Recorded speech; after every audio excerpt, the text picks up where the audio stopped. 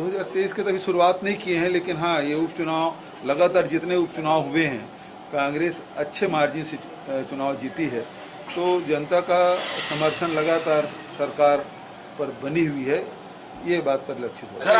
का मायने यदि आप निकालेंगे तो वो सीट किसकी रही है आपको मालूम है। 23 को लेकर के उसके परिणाम के ऊपर में आप अपनी राय व्यक्त नहीं कर सकते कि ये परिणाम आया है इसलिए ये स्थिति बनेगी। 23 में क्या स्थिति बनेगी आपको 23 में पता लग जाएगी, लेकिन मैं कह सकता हूं कि पूरे प्रदेश में हालात ठीक नहीं है। जिस प्रकार के भ्रष्टाचार का बोलबाला, आईएएस अधिकारी अब जेल में जा रहे हैं। 25 रुपए का हम लोगों ने जो आरोप लगाया था, मुख्यमंत्री जी उसमें बोल रहे थे और उनके बोल रहे थे कि मानहानि का दावा करेंगे। आप ईडी के बाकी कार्रवाइयों से आप देख रहे हैं कि जो जो भाजपा ने आरोप लगाई है आज वो साबित हो रहा है। नहीं, सेमीफाइनल तो मैं इसको नहीं मानता, क्योंकि केवल एक विधानसभा क्षेत्र में एक चुनाव जो है वो सेमीफाइनल नहीं है। लेकिन इस चुनाव का परिणाम राजनीतिक दलों के कार्यकर्ता को एक जोश तो पैदा करता है। मान लो यही चुनाव अगर भारतीय जनता पार्टी के पक्ष में चला गया होता तो निश्चित तौर पर पूरे प्रदेश में पार्टी के कार्यकर्ताओं को रिचार्ज करने में ये काम आ सकता था। इसलिए इसको सेमीफाइनल तो नहीं, लेकिन हाँ, एक जो लगातार पार्टी हारते रहती है राज्य में, उसका मनोबल गिरता है, कार्यकर्ताओं का मनोबल गिरता है।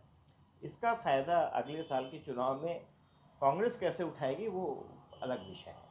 देखिए, मुझे जो समझ में आ रहा है कि दशा और दिशा में दशा तो खैर मुझे लगता है कि भारतीय जनता पार्टी को भी बहुत मेहनत करने की ज़रूरत है।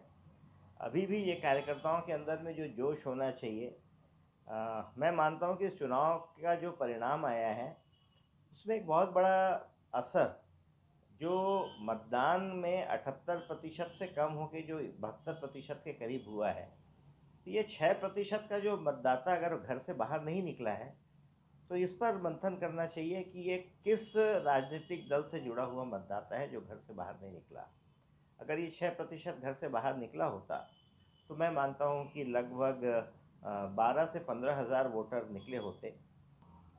देखिए, ऐसा है कि सर्व आदिवासी समाज जब से सक्रिय हुआ है, मुझे याद पड़ता है कि 2009-10 जब ये सलवा जुडूम का सारा आंदोलन चल रहा था और जो जनजातीय दोनों पक्ष से परेशान थे, तब ये सर्व आदिवासी समाज का विषय आया था। लेकिन इनकी अपनी राजनीतिक महत्वाकांक्षा है, ये तो समझ में आता है, लेकिन एकजुट नहीं है। इसलिए एक पार्टी के तौर पर अगले विधानसभा चुनाव में ये लोग प्रत्याशी उतारेंगे, ये कहना बड़ा मुश्किल है। दूसरा ये है कि केवल जनजातीय क्षेत्रों के जो 29-30 सीटें हैं उस पर ही वो प्रभाव डाल सकते हैं। लेकिन मैं ऐसा मानता हूँ कि समाज जब एक दबाव समूह के स्थान पर खुद एक राजनीतिक दल बनने लगता है तो उसका प्रभाव समाज के अंदर भी कम होता है और वो धीरे धीरे मुझे लगता है अप्रासंगिक होता जाता है। तो दबाव बनाने का काम सर्व आदिवासी समाज करेगा और मुझे नहीं लगता कि राजनीतिक दल के रूप में 2023 में कोई चुनौती देते हुए नजर आएंगे। मैंने अभी आपको कहा कि 2023 के चुनाव के पहले अभी भी आप देख रहे हैं कि आरक्षण विधेयक का जो मामला है वो पूरी तरह से सुलझा नहीं है। अभी भी राज्यपाल ने उस पर हस्ताक्षर नहीं किए हैं। अगर ये मामला राष्ट्रपति के लिए आरक्षित कर दिया जाता है तो भी इस पर राजनीति होगी। अगर वो हस्ताक्षर कर देती हैं और नोटिफिकेशन जारी हो जाता है, फिर मामला अगर कोर्ट में जाता है तो कोर्ट का निर्णय भी बड़ा प्रमुख एक हथियार बनेगा आगामी विधानसभा चुनाव में। तो ये जो आरक्षण का विधेयक है, आरक्षण का मुद्दा जो सरकार ने छेड़ा है, मुझे लगता है कि 2023 के विधानसभा चुनाव में एक प्रमुख मुद्दा बनकर उभरेगा। लेकिन ये दिशा तो तय कर रही है। मुझे लगता है कि आने वाला चुनाव जो आरक्षण का मुद्दा है, ये एक बहुत प्रमुख मुद्दा के तौर पर उभरेगा।